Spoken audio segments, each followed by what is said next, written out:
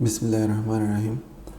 इस लेक्चर में हम CSS वेरिएबल्स के बारे में पढ़ेंगे, जो कि एक बहुत ही अहम और यूज़फुल टूल है CSS का। CSS वेरिएबल्स बिल्कुल किसी हद तक वैसे ही काम करते हैं जैसे जो नॉर्मल प्रोग्रामिंग लैंग्वेज में वेरिएबल्स होते हैं, जिनके बारे में हम इंशाल्लाह जब हम जावास्क्रिप्ट पे जाएंगे तो फिर पढ़ेंगे। तो CSS में इनका क्या फ़ायदा है, इसकी एग्जांपल आप ऐसे ले लें। आपको पता है कि किसी एक वेबसाइट में हज़ारों पेजेस हो सकते हैं, इनफैक्ट लाखों पेजेस भी हो सकते हैं अगर बिलफर्ज वो कंटेंट ओरिएंटेड वेबसाइट है। ठीक है, अमूमन हर एक पेज के लिए अलग स्टाइल नहीं होंगे, लेकिन फिर भी मतलब जो स्टाइल शीट्स हैं वो कई हज़ार लाइनों पर मुश्तमिल हो सकती हैं।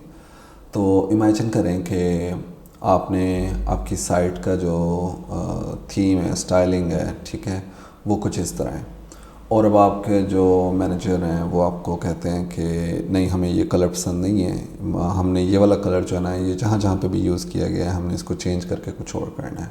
ठीक है, तो उसके लिए आप क्या करेंगे कि आप CSS की जो प्रॉपर्टी जहाँ पे भी वो लिखी गई है, आप हर एक जगह पे जाके उसकी वैल्यू जो है ना चेंज करेंगे। ठीक है, फॉर एग्जांपल अगर कस्टमर कह देता है कि हमें बॉर्डर रेडियस इतना पसंद नहीं है, ये बॉर्डर रेडियस जो है ना हर जगह पे 1 EM होना चाहिए, 1 M होना चाहिए, तो जहाँ जहाँ पे भी ये प्रॉपर्टी लिखी गई है ना, आप वहाँ पे जाकर चेक करेंगे। अगर उसकी वैल्यू 0.5 M है तो आप उसे 1 M करेंगे। ठीक है, उससे क्या होगा कि आपको ये चेंज बहुत सारी जगहों पे करना होगा। ठीक है, प्रोग्रामिंग में एक मशहूर जो है ना जोक है कि मतलब if something works don't touch it, यानी कि अगर कोई चीज़ काम कर रही है तो आपने उसको छेड़ना नहीं है। ठीक है, तो एक और भी एक जनरल पर्पस प्रिंसिपल है, सॉलिड प्रिंसिपल, जो हम जावास्क्रिप्ट पे जाएंगे तो फिर पढ़ेंगे, तो उसमें भी ये होता है कि आपकी जो मतलब जो भी आप कोड लिखे ना, आपने उसको चेंज नहीं करना, उसको एक्सटेंड करना है। ठीक है,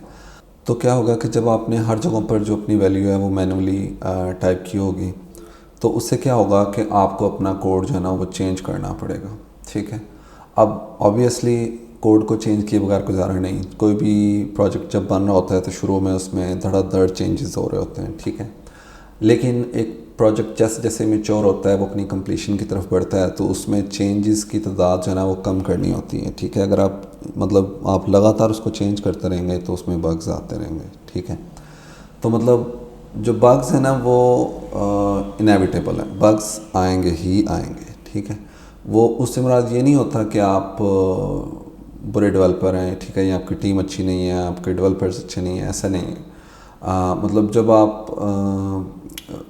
एक प्रोग्रामिंग जैसे एक कॉम्प्लेक्स टास्क कर रहे हैं, ठीक है, और उसमें हज़ारों 30-40 हज़ार लाइनों का एक प्रोजेक्ट है, जो कि एक स्मॉल प्रोजेक्ट भी इसीलिए इतनी लाइनों का हो सकता है, तो वो उसमें गलती आने के चांसेस ज़ाहिर सी बात होते हैं। ठीक है, तो मतलब हम एक नॉर्मल इंसान है, हम मतलब इन सारी चीज़ों का भी आप ध्यान नहीं रख सकते। तो फॉर एग्ज़ाम्पल आपने एक कलर यूज़ किया हुआ है जो कि वेबसाइट के बिलफर्स 100 या 200 डिफरेंट पेजेस हैं, उनमें मुख्तलिफ़ जगहों पे वो यूज़ हुआ है, तो ऑब्वियसली जब आप उसे चेंज करेंगे तो आप उसे चेंज करते करते कहीं मिस कर देंगे। ठीक है, या कहीं पे आप उसको चेंज करके बिलफर्स बॉर्डर रेडियस की वैल्यू 1 M करने की बजाय आप 11 M कर देंगे। ठीक है, कई जगहों पे वो 0.4 थी, तो आपने कंट्रोल F से सर्च किया 0.5F, तो वो मैच नहीं हुआ, तो वहाँ पे वो वैसी रह गई, आपने उसे चेंज नहीं किया। ठीक है, तो मतलब जब एक वैल्यू जो है ना वो मतलब आपके पास 400 फाइल्स हैं, आपने उनमें जाके हर एक फ़ाइल में एक दो चेंजेस करने हैं, तो ऑब्वियसली कुछ मिस्टेक्स होंगे। CSS वेरिएबल्स जो है ना वो इस प्रॉब्लम को सॉल्व करते हैं कि अगर मैं आपको इसकी एग्जांपल दूं तो हमारे पास कह लें कि जो हमारी बॉडी है इसका हमने कोई कलर रखना है। ठीक है, और वो कलर है बिलफर्स वाइट। ओके, वैसे भी बाय डिफ़ॉल्ट भी वाइट होगा, और मतलब ये एक कलर तो वाइट हमने यहाँ पे दिया हुआ है, और इसके अलावा मतलब और भी हमारे पास कई 100 फाइलें हैं और उनमें कई जगहों पर ना ये कलर जो है ना वो दिया गया हुआ है। ठीक है, तब जब आपने चेंज करना है तो आप क्या करेंगे, हर एक जगह पे जाएंगे और जा कर ना उसको चेंज करेंगे। लेकिन CSS वेरिएबल से क्या होता है कि आप एक वेरिएबल बनाएंगे, वेरिएबल बनाने के लिए आप पहले डबल डैश लिखेंगे, ठीक है, और उसके बाद आप बिलफर्स कहते हैं लाइट कलर, और फिर आप उसको वैल्यू दे देंगे वाइट की। और अब जहाँ जहाँ पर आपने इसको कलर को रेफरेंस करना है तो आप लिखेंगे वार और माइनस माइनस लाइट कलर, ठीक है। तो अब जो है ना आपकी बॉडी जो है ना वो कलर की वैल्यू जो है ना इस वेरिएबल से ले रही है, ठीक है। अब ये वेरिएबल हमने एक जगह पे डिफ़ाइन करना है, ठीक है। उसके बाद आपकी जो वेबसाइट है उसमें जितनी मर्ज़ी जगहों पर इसको रेफरेंस किया गया है तो ये वहाँ पर उसकी वैल्यू यूज़ होगी। अगर आपके जो मैनेजर हैं वो आपको कहते हैं जी नहीं इसकी वैल्यू जो है ना वो हटा के हमने ये करनी है बिलफर्स, ठीक है, तो आपको हर जगह पे जाके चेंज करने की ज़रूरत नहीं है। आप जस्ट एक जगह पे चेंज करेंगे और ये कलर की वैल्यू जहाँ पे भी यूज़ हुई है वहाँ पे ये खुद ही मॉडिफाई हो जाएगी, ठीक है। तो मतलब एक तो हम इसमें हम कलर, फ़ॉन्ट की वैल्यूज़, ठीक है, मुख्तलिफ़ यूनिट्स, बॉर्डर, पैडिंग और हाइट विड्थ के लिए हम मुख्तलिफ़ वैल्यूज़ जो है ना वो स्टोर कर सकते हैं और फिर हम उन्हें इस्तेमाल कर सकते हैं। फॉर एग्ज़ाम्पल अब यहाँ पर आप देखें कि मैंने मेन फ़ॉन्ट का वेरिएबल डिफ़ाइन किया हुआ है और उसमें मतलब मैंने फ़ॉन्ट्स की डेफिनेशन सेव की हुई है और फिर मैंने ब्रांड कलर का वेरिएबल बनाया हुआ है और उसमें मैंने ये ब्रांड कलर जो है ना वो सेव किया हुआ है। तो अब मैं इसे चेंज करके ना वापस इसका नाम ब्रांड कलर कर देता हूँ, ओके। और सिमिलरली जो हमारा जो मेन फ़ॉन्ट है और ब्रांड कलर है उनको मैं यहाँ पर अपनी इस क्लास में यूज़ कर रहा हूँ, ठीक है। तो अगेन मैंने लिखा फ़ॉन्ट फैमिली और फ़ॉन्ट फैमिली की वैल्यू क्या होगी, वार मेन फ़ॉन्ट, ठीक है। और अब यहाँ पर मैंने कलर की वैल्यू दी जो कि फ़ॉन्ट कलर होगा और वार, और मैंने कहा माइनस माइनस लोगो कलर, लेकिन कॉमा डाल के मैंने आगे ब्लू की वैल्यू दी हुई है। तो वो इसलिए कि लोगो कलर आप देखें कि मैंने डिफ़ाइन बेसिकली नहीं किया हुआ यहाँ पे, ठीक है। तो उसकी वजह से लोगो कलर की वैल्यू जो है ना वो मैच नहीं होगी, ठीक है। तो अब देखें कि जो लोगो कलर है वो अप्लाई नहीं हुआ तो मैं उसके लिए एक फॉल बैक वैल्यू दे सकता हूँ। तो जब ये वाली वैल्यू डिफ़ाइन नहीं ना होगी तो उसकी जगह पे ये फॉल बैक वैल्यू जो है वो यूज़ हो जाएगी, ठीक है। वेरिएबल्स डिफ़ाइन जो है हमेशा किसी डिक्लेरेशन ब्लॉक में होते हैं। तो ये फॉर एग्जांपल जैसे मैंने पहले बताया था ये कॉलन रूट से मुराद HTML एलिमेंट होता है, यानी कि रूट एलिमेंट, तो आप इसको रूट भी लिख सकते हैं। और हमेशा वेरिएबल जो है आप इसी तरह अमूमन इसको टॉप लेवल जितना भी आप कर सकें वहाँ पे आप डिफ़ाइन करते हैं और उसके बाद आप इसको जहाँ पे भी आपने रेफरेंस करना हो आप वहाँ पे इसे रेफरेंस कर लेते हैं। अगर यही जो स्टाइल है वो मैंने अपनी सारी वेबसाइट के साथ शेयर करने हो तो फिर ऑब्वियसली आप इसको इस तरह से एम्बेडेड स्टाइल शीट में नहीं रखेंगे, बल्कि आप इसको एक एक्सटर्नल स्टाइल शीट में रखेंगे और हर पेज पर ना आप लिंक स्टाइल शीट का वर्ड एलिमेंट ऐड करके तो ये जो वेरिएबल्स हैं ना इनको हर एक स्टाइल शीट में इंपोर्ट कर लेंगे बाकी स्टाइल शीट से पहले। तो आपके सेम वेरिएबल्स जो हैं वो आपके हर पेज पर मौजूद होंगे और आप उन्हें रेफरेंस कर सकेंगे, ठीक है। इनके कई फ़ायदे हैं। एक तो जैसे मैंने बताया कि आप जो कॉमनली इस्तेमाल होने वाली जो भी वैल्यूज़ हैं जो आप समझते हैं चेंज हो सकती हैं, for example default border size या डिफ़ॉल्ट पैडिंग, तो वो आप सेव कर सकते हैं। फॉर एग्ज़ाम्पल मैं कह सकता हूँ जी डिफ़ॉल्ट पैडिंग जो है वो 1M होनी चाहिए, ओके। अब जहाँ जहाँ पे भी मैंने पैडिंग की वैल्यू लिखनी है ना तो मैं क्या करूँगा, मैं कहूँगा पैडिंग वार डिफ़ॉल्ट पैडिंग, ओके। तो इससे क्या होगा कि हर जगह पे जहाँ पे मैं ये वैल्यू लिखूँगा ना तो मेरी डिफ़ॉल्ट पैडिंग जो है ना अप्लाई हो जाएगी। मुस्तकबिल में मुझे जो मेरे मैनेजर हैं, क्लाइंट है, वो कहते हैं कि हमारी पैडिंग की वैल्यू जो है ना वो कुछ कम है, उसको थोड़ा सा बढ़ा दें, तो मैं यहाँ पर आकर इसको 1.2M कर दूँगा। तो जहाँ जहाँ पे भी ये वैल्यूज़ यूज़ हुई हैं वहाँ पे उसकी पैडिंग की वैल्यू जो है वो एकदम से बढ़ जाएगी। मुझे हर एक फ़ाइल में जाके इसे चेंज करने की ज़रूरत नहीं होगी, ठीक है। तो अब हम मतलब एक तो हमने ये देखा कि हम जो इजीली चेंज कर सकते हैं। जब हमने वेरिएबल्स बनाए हों तो हमें वो 500-600 जगहों पे जाके चेंज करने की ज़रूरत नहीं है, सिर्फ एक जगह पे हम चेंज करेंगे, ओके। और मतलब एक फिर हम इससे अपने जो अमूमन जितने भी यानी कि कॉमन जो वैल्यूज़ हैं वो सारी एक जगह पे जमा कर सकते हैं, ठीक है। Default padding, default margin, brand colour, logo colour, primary font, secondary font वगैरह वगैरह, मतलब जो भी आपके कॉमन वैल्यूज़ हैं ना वो आप वेरिएबल्स के ज़रिए डिफ़ाइन कर सकते हैं, ताकि वो सारे जो है ना उसको रेफरेंस कर सकते हैं और देख सकते हैं कि मतलब वो वैल्यूज़ क्या हैं और उनको कैसे यूज़ करना है। और आप जैसे मैंने बताया कि इसे आप एक एक्सटर्नल स्टाइल शीट में रख सकते हैं जिसका नाम ही variables.css हो, तो हर कोई इसे रेफरेंस कर सकता है।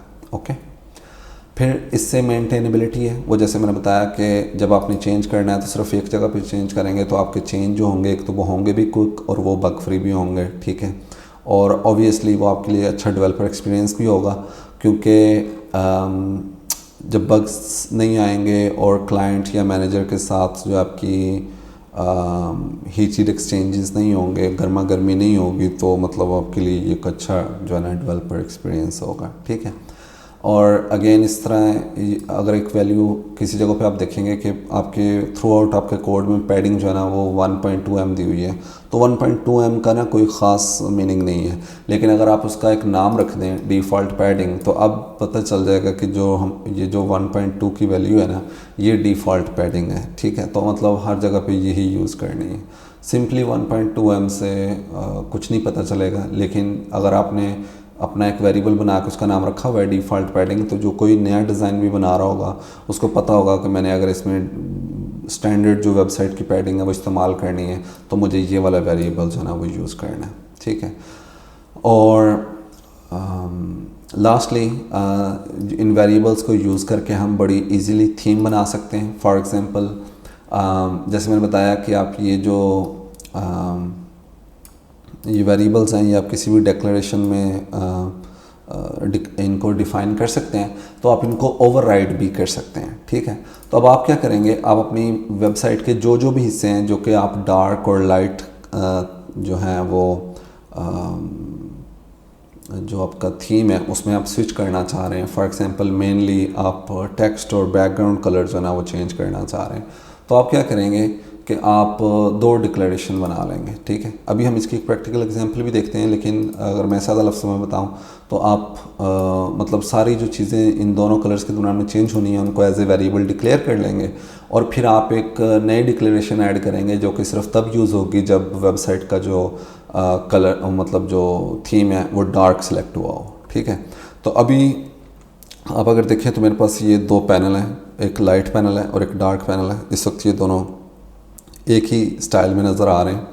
तो मैं अगर इन्हें कुछ स्टाइल अप्लाई करूँ तो एक तो ये देखें, हमने इसे बाय डिफ़ॉल्ट फ़ॉन्ट साइज़ दिया है 1 rem, हमने इसको कुछ बॉर्डर ऐड किया है, हमने इसे पैडिंग दी है 1 m और कुछ मार्जिन बॉटम दिए ताकि इन दोनों के दरमियान में कुछ डिस्टेंस हो।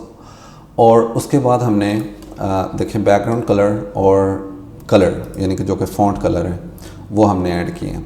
तो अब मैं ये वेरिएबल्स डिफ़ाइन कर लेता हूँ और मैं यहाँ पर आकर कहता हूँ कि जी हमारे पास एक प्राइमरी कलर है जो कि मैं कहता हूँ कि बाय डिफ़ॉल्ट जो है ना वो वाइट है, ओके।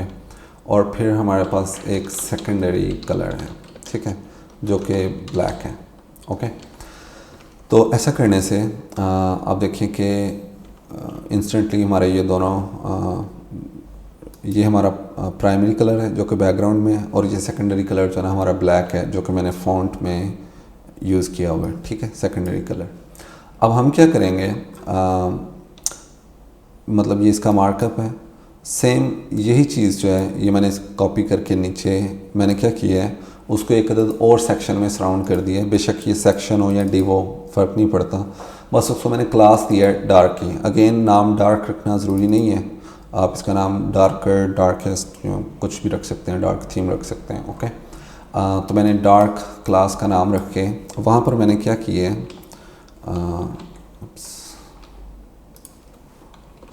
वहाँ पर मैंने क्या किया है, जस्ट मैंने प्राइमरी और सेकेंडरी की जो वैल्यू है ना वो इन्वर्ट कर दी है, ठीक है। पहले जो प्राइमरी कलर था वो वाइट था, अब ब्लैक कर दिया है, और जो सेकेंडरी कलर पहले वाइट था पहले ब्लैक था उसको अब वाइट कर दिया। तो ऐसा करने से क्या होगा कि आप देखें ये जो मार्कअप में अगर आके देखें तो देखें ये आर्टिकल जो है ना ये इस तरह से डिफाइंड है कि सिंपली क्लास पैनल की है और उसके अंदर ये पैनल है। अब ये भी सेम वैसी है, क्लास पैनल की है, लेकिन इसको मतलब सराउंड किया हुआ है एक सेक्शन में और उसका नाम रखा हुआ है डार्क, ओके।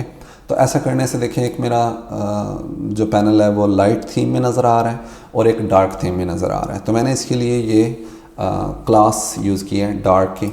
तो जो भी मतलब पैनल जो हैं वो इस डार्क वाले एलिमेंट के अंदर होंगे तो वो डार्कर नज़र आएंगे और जो वैसे हैं वो लाइट नज़र आएंगे।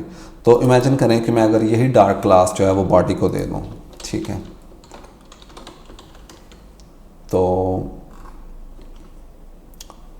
Body class okay sorry dark होना चाहिए, ओके। तो अब देखें कि वो जितने भी पैनल हैं स्क्रीन पे वो सारे ही डार्क हो गए। तो इस तरह करने से हम अपनी साइट को ना थीम दे सकते हैं, ठीक है। अब मुझे यहाँ पर डार्क लिखने की ज़रूरत नहीं है, ओके। सारे ही पैनल जो है ना वो डार्क हैं। अब बात यह है कि ये जो डार्क है अमूमन आपने देखा होगा वेबसाइट्स में ना यहाँ पे एक बटन बना होता है, ठीक है, वो चांद सा बना होता है, आप उस पर क्लिक करते हैं तो वो लाइट या डार्क थीम जो है ना ऑन हो जाता है।